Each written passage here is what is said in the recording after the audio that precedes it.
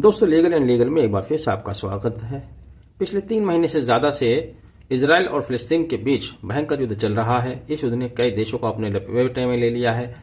इसी युद्ध ने हजारों लोगों की जान ली, लाखों लोग घायल हुए, उनके घर तबाह हुए। खासतौर से गजा का लोग, पूरा का पूरा शहर खंडर में तब्दील हो चुका है। लेकिन अब ये मामला युद्ध के मैदान से निकलकर न्यायालय में भी पहुंच गया है। इंटरनेशनल कोर्ट ऑफ जस्टिस के सामने यह मामला लाया गया है। इंटरनेशनल कोर्ट ऑफ जस्टिस के सामने यह मामला साउथ अफ्रीका वर्सेस इजराइल के नाम से चल रहा है। यानी कि आप समझ रहे हैं कि मामला साउथ अफ्रीका द्वारा आईसीजे के समक्ष लाया गया। कल आईसीजे के समक्ष साउथ अफ्रीका ने इजराइल के ऊपर गंभीर आरोप लगाए। उन्होंने बताया कि इन्होंने हजारों बच्चों का, 23,000 लोग जिनमें अधिकतर बच्चे हैं, उनका जेनोसाइड किया है, जानबूझकर उनकी निर्मम हत्याएं की हैं। उन्होंने बेंजामिन नेतन्याहू को इन सब हत्याओं का दोषी करार देते हुए उनके लिए फांसी की सजा की मांग की। तो जाहिर है इजराइल को उस पर रिटेलिएट करना ही था, जवाब देना ही था। तो आज इजराइल ने अपना पक्ष रखा, जिस पर आज हम चर्चा कर रहे हैं। इजराइल की ओर से कुल 6 अधिवक्ता पेश हुए जिन्होंने इजराइल का पक्ष रखा। सबसे पहले प्रोफेसर डुगार्ड ने शुरुआत में वही अपना विक्टिम कार्ड उठाया कि साहब हमने जेनोसाइड फेस किया है, हॉलोकास्ट फेस करके आए हैं, 6 मिलियन लोगों का हमारा कत्लेआम हुआ है। हालांकि ये बात इनकी इरेलीवेंट इस सेंस में थी, चूंकि जिन्होंने आपका जेनोसाइड किया है अब वो इतिहास का पन्ना ही समाप्त हो चुका है। वो लोग कहीं और है और यहाँ आपका मुद्दा कुछ और है। वहां पर आप अपने देश से निकाले गए थे, या जो जिस भी देश से निकाले गए थे, जर्मनी आपका था या जिसका भी था, लेकिन यहाँ आपने उसका उलट दूसरे देश की जगह को ऑक्युपाइड किया है। प्रोफेसर डुगार्ड ने हमास के ऊपर आरोप लगाया कि हमास ने इंटरनेशनल एड जो उनको मिली थी उस पैसे का इस्तेमाल हथियार खरीदने में, सुरंगें बनाने में किया। उन्होंने कहा कि हमास ने अपने लोगों के लिए शेल्टर का इंतजाम नहीं किया, हमास ने वहां हॉस्पिटल नहीं बनाए, स्कूल्स नहीं बनाए, जबकि वह मतलब कितनी सफाई से और कितनी बेशर्मी से वो ये बयान देते हैं कि उन्होंने अपने लोगों के लिए शेल्टर नहीं बनाया। क्या कहना चाहते हैं कि आप हमला करेंगे और हमास उनके लिए शेल्टर बनाएगा, या वो लोग अपने लिए शेल्टर बनाएंगे, तो आपने उनके आम लोगों पर हमला किया ही क्यों? अब तक 3 महीने से ज्यादा हो गए हैं। खास बात देखने वाली है, दोनों तरफ से हमले हो रहे हैं, लेकिन फिलिस्तीन की तरफ से या इसमें यमन या ईरान भी कूद चुके हैं, उनकी तरफ से अभी तक सिविलियन पर हमले नहीं किए गए। जिस तरह से इजराइल लगातार सिविलियन को बर्बाद करता आ रहा है, उनको रौंदता चला आ रहा है।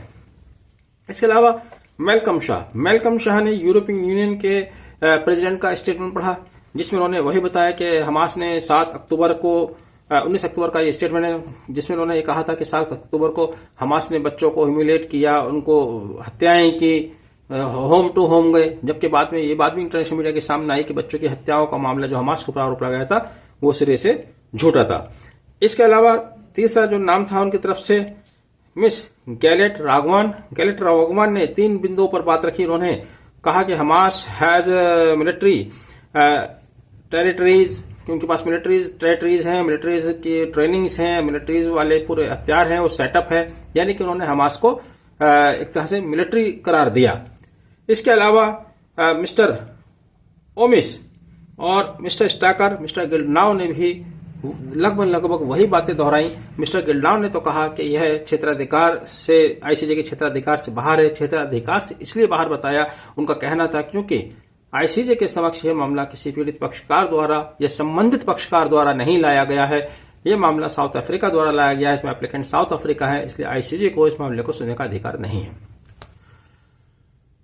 अगर इस केस को आप इस तरह से देखना चाहते हैं या आप जानना चाहते हैं, आपके अंदर जिज्ञासा है, तो आप मिस फ्रांसिस्का अल्बनीसी का बयान पढ़ सकते हैं, सुन सकते हैं, और उसकी ट्रांसक्रिप्शन भी है, मैं उसका लिंक शेयर करूंगा। उन्होंने 14 नवंबर 2023 को ऑस्ट्रेलिया प्रेस क्लब में बोलते हुए इजराइल की पूरी पोल पट्टी खोलकर रख दी थी। उन्होंने पूरा हिस्ट्री से लेकर और आज वर्तमान तक बताया था कि किस तरह से इजराइल ने उनके क्षेत्र को ऑक्युपाइड किया, कितनी उसने हत्याएं की, कितने बच्चों को जेल में डाला, कितने निर्दोषों के साथ उसने गलत व्यवहार किया। वो सब फ्रांसिस्का अल्बनीसी, जो कि यूएन स्पेशल रिपोर्टर हैं, और उनके बयान में आपको सुनने के लिए मिल जाएगा। लिंक मैं यहाँ पर शेयर कर रहा हूँ। फ्रांसिस्का अल्बनीसी ने यह भी कहा था कि इजराइल जो कि यूएन चार्टर का हवाला लेकर, सेल्फ डिफेंस का हवाला लेकर गजा पर हमले कर रहा है, उसको यूएन चार्टर का बेनिफिट लेने का कोई अधिकार नहीं है, क्योंकि यूएन चार्टर के मुताबिक सेल्फ डिफेंस का प्ले वही कंट्री ले सकता है जब किसी दूसरे देश से खतरा होता है, दूसरे देश से हमला होता है। यहाँ पर इजराइल को न किसी दूसरे देश से खतरा है, न दूसरे देश ने उसके ऊपर हमला किया, बल्कि उसी के देश में रहने वाले लोगों ने, जो वहीं के रहने वाले हैं, इजराइल ऑक्युपायर है, उनसे उनको खतरा है या उन्होंने हमला किया है, तो ऐसे में वो यूएन चार्टर का फायदा या उसका हवाला देकर उनके ऊपर हमला नहीं कर सकता। तो यहाँ पर इस केस को सॉल्व करने के लिए बहुत सारी साइटेशंस हैं, बहुत सारी चीजें हैं, लेकिन अगर आप फ्रांसिस्का अल्बेनीसी के स्टेटमेंट को भी कोट करेंगे तो पूरा का पूरा मामला इजराइल के खिलाफ साबित होता दिख रहा है। लेकिन यहाँ पर इजराइल को अगर बेनिफिट हो सकता है तो वो यही बेनिफिट हो सकता है, जैसे कि उसने कहा कि उनके क्षेत्राधिकार का मुद्दा नहीं है, क्योंकि किसी संबंधित पक्षकार के द्वारा नहीं लाया गया। बहरहाल अब ये मामला युद्ध के मैदान के साथ साथ न्यायालय में भी आ गया है। 18 जजों की ज्यूरी के सामने केस चल रहा है। अब देखते हैं इसमें क्या निर्णय आता है। आपने वीडियो आखिर तक देखा। Thank you. Have a nice day.